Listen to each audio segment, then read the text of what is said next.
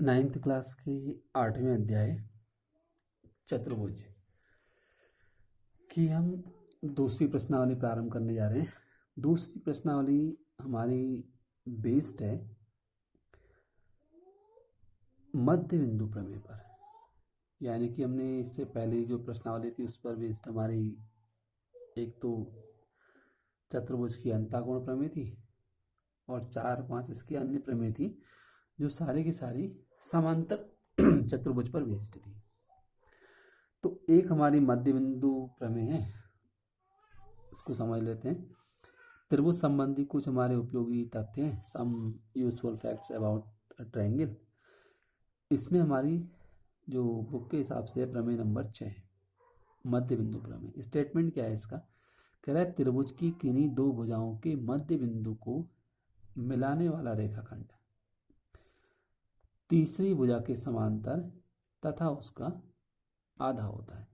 यानी कि जैसे हमने ट्रायंगल ABC लिया, इस त्रिभुज की दो भुजाओं के मध्य बिंदु ले लिए। जैसे AB का मध्य बिंदु हमने D लिया और AC का मध्य बिंदु E लिया। तो ये हमसे कह रहा है किसी त्रिभुज की दो भुजाओं के मध्य बिंदुओं को मिलाने पर, तो हमने D और E को आपस में मिला दिया। तो मध्य बिंदुओं को मिलाने पर प्राप्त रेखाखंड जो तीसरी भुजा है उसके समांतर होता है। यानी कि D पैरेलल किसके होगा? हमने इस AB के और AC के मध्य बिंदु को मिलाया तो जो रेखा प्राप्त हुई वो तीसरी वाली भुजा यानी कि BC के समांतर हो गई। तो D पैरेलल किसके होगा? BC के होगा। अगर D और E दोनों भुजाओं के मध्य बिंदु हैं तो D तीसरी भुजा का आधा भी होगा। ये हमारे इस प्रमेय का स्टेटमेंट है। तो परिणाम क्या है हमारा? AD बराबर BD किसके बराबर होगा? AB/2, क्योंकि D AB का मध्य बिंदु है। इसी प्रकार से AE बराबर AC होगा और ये आधा होगा AC का, यानी कि AC/2। तो रिजल्ट इसका ये आएगा कि D पैरेलल BC है और जो D होगा वो BC का आधा होगा। उसके बाद हमारी अगली है इसी प्रमेय का विलोम है मध्य बिंदु प्रमेय का विलोम। इसमें हमसे कह रहा है त्रिभुज की किसी भुजा के मध्य बिंदु से, यानी कि किसी भी भुजा का मध्य बिंदु ले लिया हमने, मध्य बिंदु से दूसरी भुजा के समांतर खींची गई रेखा तीसरी भुजा को इसके मध्य बिंदु पर प्रतिच्छेद करती है। कहने का मतलब क्या है कि मान लिया हमने AB का मध्य बिंदु D है, एक भुजा के मध्य बिंदु को तीसरी भुजा के समांतर, यानी कि हमने इसके समांतर मान लें AC के या BC के समांतर मान लें। हमने BC के समांतर मान लिया तो AD मध्य बिंदु है AB का और D समांतर है BC के। तब क्या होगा अगर ऐसा है? तो जो तीसरी वाली कंडीशन है हमारी, यानी कि ऐसा तभी होगा जबकि E क्या होगा? AC का मध्य बिंदु होगा। तो ये हमारा स्पष्ट होकर के आ जाएगा।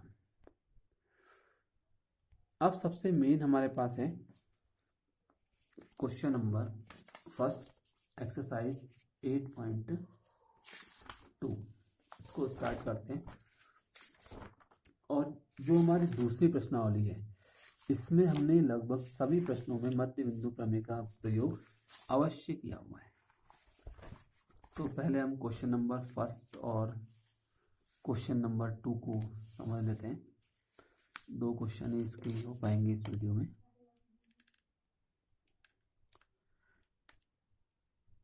क्वेश्चन नंबर फर्स्ट में हमसे क्या कह रहा है? कह रहा है ABCD चतुर्भुज है। ABCD एक चतुर्भुज है और PQR और S क्रमशः AB BC CD और DA के मध्य बिंदु है। आकृति इसने हमें दे रखी है। तो हमसे कह रहा है और आगे इसने हमें दिया हुआ है कि AC विकर्ण है, यानी कि AC चतुर्भुज ABCD का विकर्ण है। तब कह रहा है दर्शाइए कि जो SR है वो पैरेलल होगा AC के और SR आधा होगा AC का। दूसरे खंड में हमने सिद्ध करना है PQ बराबर SR और तीसरे खंड में हमने लाना है PQRS एक समांतर चतुर्भुज है। तो डायरेक्ट हमने सीधे इसकी उत्पत्ति की है गिवन हमें पता ही है कि ABCD चतुर्भुज है, PQRS की भुजाओं AB BC CD और DA के मध्य बिंदु है और AC उसका विकर्ण है। और प्रूफ करने हमारे 3 खंड है। एक्स्ट्रा हमने कुछ किया नहीं है, तो सीधे उत्पत्ति इसकी आ जाएगी। अब हमने लिया सबसे पहले ट्रायंगल AD और C में। हमें पता है कि ADC में S भुजा DA का मध्य बिंदु है, क्योंकि इसने दिया हुआ है, और R क्या है, भुजा DC का मध्य बिंदु है। ठीक, अब अगर हम किसी त्रिभुज की, जैसे हम ADC की बात कर रहे हैं, किसी त्रिभुज की दो भुजाओं के मध्य बिंदु को मिला दें, यानी S और R को मिला दिया, तो जो रेखा प्राप्त हुई वो क्या होगी, तीसरी के समांतर होगी, और वो रेखा तीसरी की आधी होगी। यानी कि ADC का जो तीसरी भुजा है वो AC होगी, और इसका मतलब जो SR है वो तीसरी भुजा के समांतर होगी और तीसरी भुजा की आधी भी होगी। तो ये हो जाएगा SR पैरेलल AC और SR बराबर AC/2। सिंपली हमारा ये मध्य बिंदु प्रमेय का जो हमने स्टेटमेंट अभी समझा था उसी पर बेस्ड हो जाएगा। उसके बाद हमें लाना है PQ बराबर SR। अब हमने लिया ट्रायंगल ACD, ACB में हमें क्या पता है कि PAB का मध्य बिंदु है और QBC का मध्य बिंदु है। अतः ऐसा कंडीशन है तो हमारे पास क्या आएगा, ये चूंकि हमने मध्य बिंदु को मिला दिया है तो तीसरी भुजा हमारी AC यानी कि जो PQ है वो AC की आधी होगी और PQ AC के समांतर भी होगी। ये आ गया हमारा मध्य बिंदु प्रमेय से। अब समीकरण 1 और 2 को हमने कंबाइंड किया, इन दोनों से हमें क्या पता चला, SR बराबर AC/2 है, PQ बराबर AC/2, यानी कि दोनों राइट हैंड साइड बराबर है। इसका मतलब PQ और SR आपस में क्या होंगे, बराबर होंगे। पैरेलल तो आ जाएगा हमारा तीसरी समीकरण, SR parallel AC, PQ parallel AC। इसका मतलब SR और PQ एक दूसरे के पैरेलल है और SR और PQ आपस में एक दूसरे के बराबर भी है, चूंकि ये हमें प्राप्त हो गया है। तो 3 और 4 आ गई। उसके बाद हमने लिया चतुर्भुज PQRS में हमें क्या पता चल गया, PQ पैरेलल SR के है और PQ SR के बराबर भी है, समीकरण नंबर 3 और 4 से। अगर किसी चतुर्भुज की सम्मुख भुजाओं का एक बराबर और समांतर है तो इसका मतलब वो चतुर्भुज हमारा क्या होगा, एक समांतर चतुर्भुज होगा। तो तीसरा खंड इन दोनों खंडों से मिलकर के आ जाएगा। क्वेश्चन नंबर 2 कह रहा है ABCD एक समचतुर्भुज, यानी कि चारों भुजाएं इसकी आपस में बराबर है। PQR और S क्रमशः भुजाओं AB BC CD और DA के मध्य बिंदु है। सेम कंडीशन पहले जैसी है, लेकिन आकृति इसने हमें अब की बार नहीं दी हुई है, और पहले वाले जो प्रश्न है उसमें हमें एक सिंपल चतुर्भुज दिया था, लेकिन इसमें हमें एक समचतुर्भुज दिया हुआ है, यानी कि सभी भुजाओं जिसकी बराबर है। ये अंतर है इन दोनों में। अब हमें सिद्ध करना है कि जो मध्य बिंदु को मिलाने पर जो हमें चतुर्भुज मिला, यानी कि PQRS, वो एक आयत होगा। तो सबसे पहले हमने उत्पत्ति में ले लिया ट्रायंगल ABC में। ट्रायंगल ABC में हमें पता है कि P भुजा AB का मध्य बिंदु है, दिया है इसने हमें, और Q भुजा BC का मध्य बिंदु है। अतः PQ पैरेलल होगा AC के और PQ बराबर होगा AC/2 के। समीकरण नंबर 1 आ जाएगी। उसके बाद हमने लिया ट्रायंगल ACD। ट्रायंगल ACD में S भुजा AD का मध्य बिंदु है और R भुजा DC का मध्य बिंदु है। अतः SR और AC भी एक दूसरे के पैरेलल होंगे और SR AC का आधा होगा। समीकरण नंबर 2 मध्य बिंदु प्रमेय से। अतः समीकरण 1 और 2 से हमारे पास क्या आ गया, PQ पैरेलल SR है और PQ और SR एक दूसरे के बराबर भी है। पैरेलल को हमने 3 मान लिया और बराबर को हमने 4 मान लिया। इतना जो प्रोसेस था हमारा लगभग सेम था पहले और दूसरे खंड में। अतः हमारा क्या सिद्ध हो गया, ये PQRS 3 और 4 से कि PQRS एक समांतर चतुर्भुज है। ठीक, लेकिन हमने क्या लाना है, हमने इसको लाना है आयत लाना है PQRS को। इसी प्रकार हम ट्रायंगल अब ले लेंगे BCD में। अब हमने इस ट्राइंगल को लिया BCD में।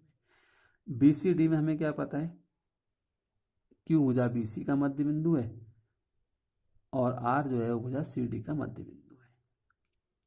अतः मध्य बिंदु प्रमेय से QR और BD एक दूसरे के पैरेलल होंगे, क्योंकि इन दोनों को मिलाया BCD की बात करें तो तीसरी भुजा हमारी PD होगी।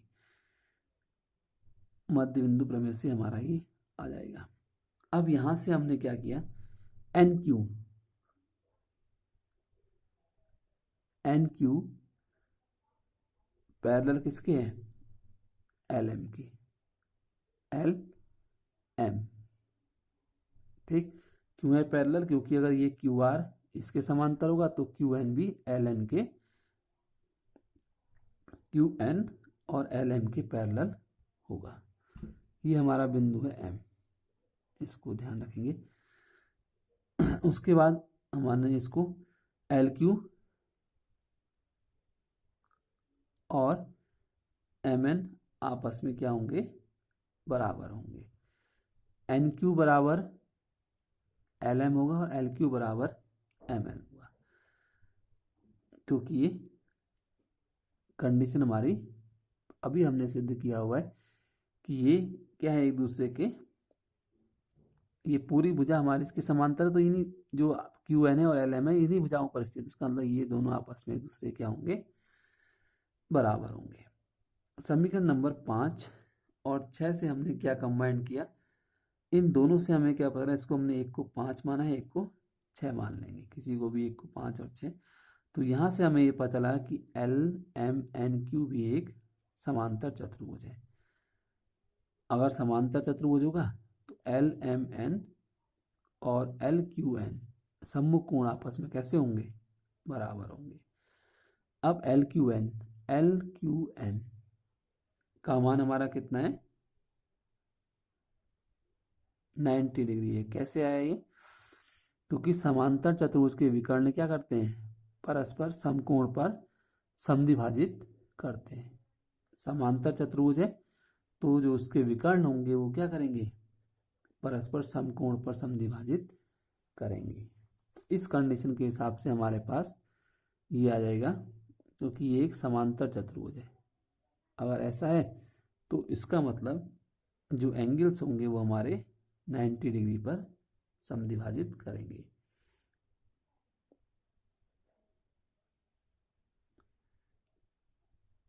अब LQN LMN की वैल्यू कितनी आ गई, 90 आ गई, और LQN भी कितना है, 90 है।